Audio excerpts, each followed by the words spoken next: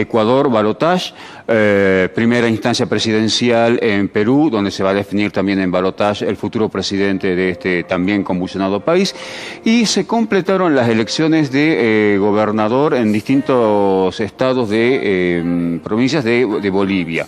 Bueno, que aquí también, a pesar que uno podría pensar que es una cuestión menor, ha dejado secuelas, en tanto no fueron buenos los resultados para el gobierno boliviano, ¿sí?, para el presidente de Luis Arce y el partido el MAS.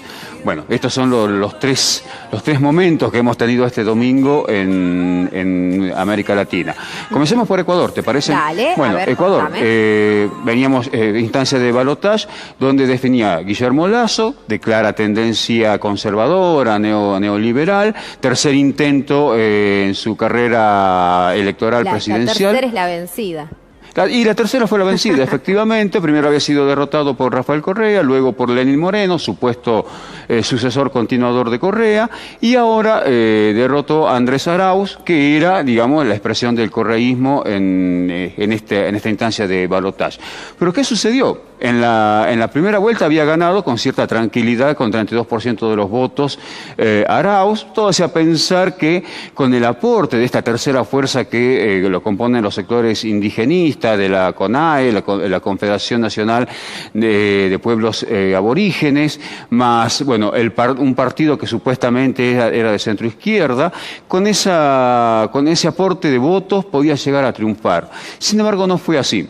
Esta tercera fuerza apeló al voto nulo. Hubo una abstención y una ausencia muy grande, 20% de ausencia, 17% de abstención, y el resto de esos votos fueron hacia el sector de Lasso, por supuesto, que terminó triunfando casi con el 53%, 52% frente al 49% de Arauz. Una derrota inesperada que pone en todo caso en disputa la oposición, el rol de la oposición.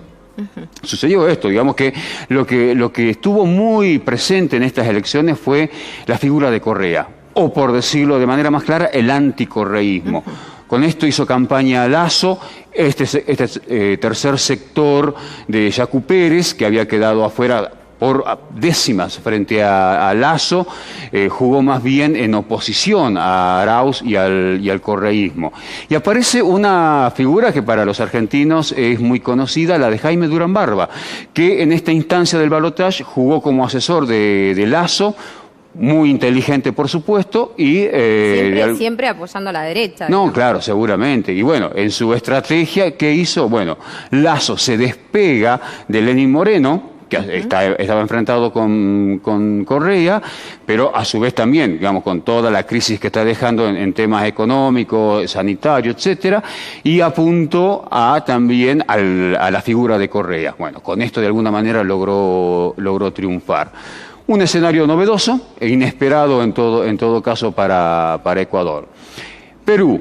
En Perú era un escenario, pero realmente podía saltar por cualquier lado. 6, 7 candidatos que ninguno superaba o apenas superaba el 10% de intención de votos, donde la mayoría también son de tendencia conservadora, neoliberal, de centro derecha, donde una de las figuras, una de las más conocidas, si se quiere, es la hija del expresidente Alberto Fujimori, Keiko Fujimori, que es quien va al balotaje junto con Pedro Castillo.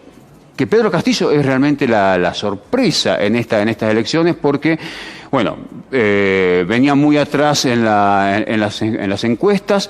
Se pensaba que podía haber una buena elección por parte de Verónica Mendoza, quien expresaba el voto progresista, pero terminó también perdiendo muchos votos.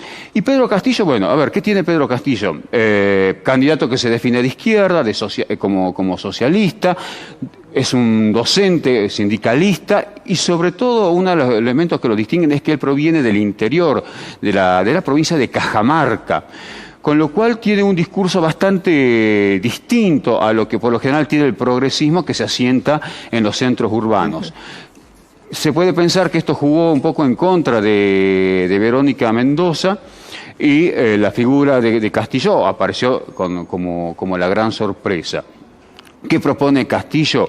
Bueno, una asamblea constituyente y la amenaza de que si el Congreso no aprueba la asamblea constituyente lo va a cerrar, algo que ya lo hizo Fujimori cuando se sanciona la actual constitución vigente en 1993.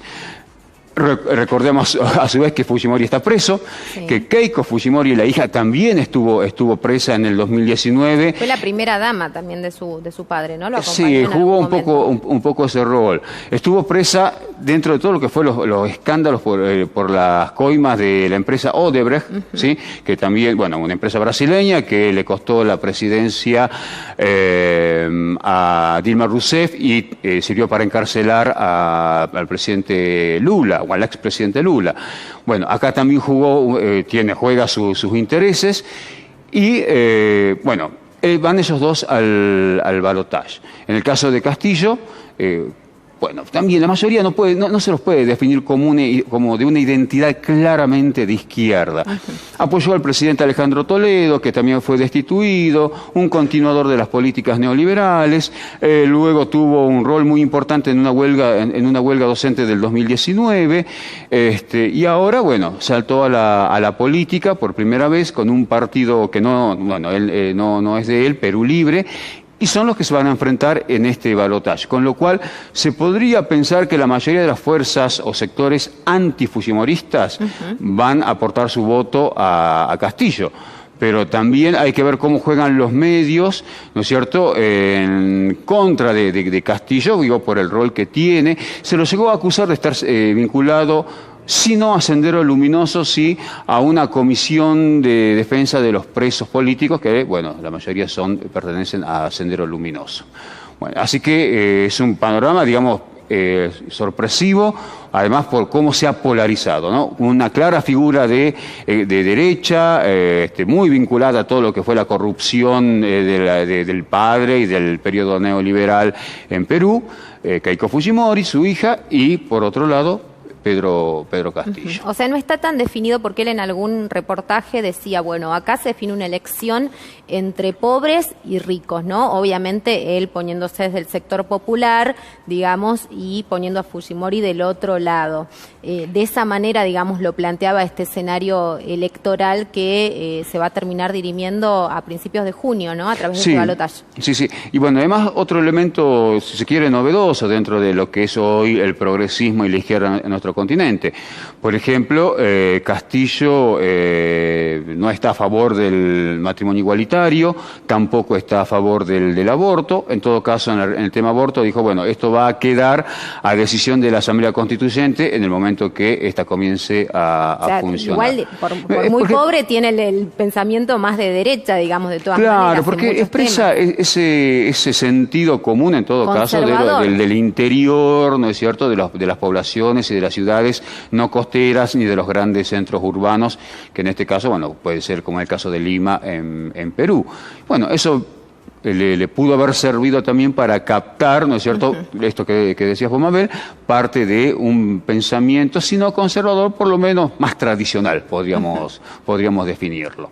Bueno. Y el tercero, Bolivia. Bueno, Bolivia en realidad eran cuatro provincias, no se definía nada importante en términos de gestión de gobierno, pero lo sorpresivo fue la derrota de las fuerzas oficialistas, en algunos, en el caso de La Paz, y que además es muy significativo también el caso de La Paz porque allí ganó Santos Quispe. Santos Quispe es hijo de Felipe Quispe, un dirigente aymara que en algún momento estuvo cercano a Evo Morales, pero luego marcó diferencias muy claras por izquierda, ¿sí? Felipe Quispe murió el año pasado y, bueno, aparece la figura del hijo. Ya había perdido otro centro que era un bastión del MAS, como es la ciudad del Alto, muy cercana y pegadita a La Paz, en manos de una senadora, Eva Copa, que Evo Morales no la había querido elegir como candidata. Ella se presenta por esta fuerza de Quispe y triunfó. Bueno, y en otros centros también, la mayoría ganaron ex-masistas. ¿Y esto qué muestra? En todo caso, un gran cuestionamiento a cierta concepción verticalista a la hora de elegir los candidatos en las provincias, en las regiones del interior y, bueno, se abre un debate dentro del MAS en cuanto a la democratización, el surgimiento de nuevos liderazgos, escuchar algunas voces disidentes, y también me parece un elemento que va a aparecer acá es tener en cuenta que el MAS como fuerza política va a necesitar de una serie de acuerdos con fuerzas y partidos políticos cercanos en su ideal político e ideológico. Así que fue en todo caso un tirón de orejas, como lo definió un dirigente del MAS, y ya están reclamando una convocatoria a, digamos, a un proceso democrático de democratización interna. ¿Qué significado tiene la paz, ¿no? Porque en términos numéricos me imagino que puede llegar a pasar como ocurre con la provincia de Buenos Aires, que es la que te termina definiendo elecciones. Por eso no me parece tan aventurado esto de intentar minimizar, ¿no? O quizás no hacer una lectura más amplia de lo que ha sido este contexto electoral que vos marcás, Daniel. Claro, si bien en este caso eran elecciones de gobernadores, pero bueno, a partir de así, digamos, se juegan todo el capital político, las representaciones legislativas, y esto va a obligar a una revisión, insisto, de los mecanismos internos dentro del MAS, los acuerdos en general a nivel nacional.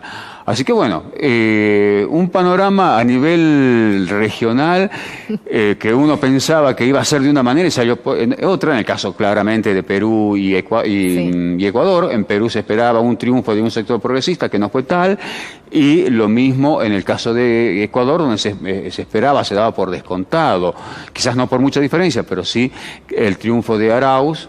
Y bueno, no, cambió todo, así que bueno, seguimos en una etapa, creo que de transición. ¿Sí? Estas crisis marcan que las representaciones políticas siguen siendo muy volátiles, a pesar de las gestiones que a veces buenas, a veces no tan buenas, pero las representaciones políticas hoy están en discusión. Esto se está viendo en todos los países donde bueno, van surgiendo las agendas electorales. Bueno, y esto también marca, ¿no?, la falta de proyección, digamos, de una política regional amplia, como puede haber ocurrido por lo menos una década atrás, cuando hablábamos de la presidencia de Rafael Correa, cuando estaba Lula da Silva, cuando Néstor Kirchner también encabezaba todo lo que era esa unidad a nivel Latinoamérica, ¿no? Bueno, es que ese bloque fue una experiencia muy rica, única.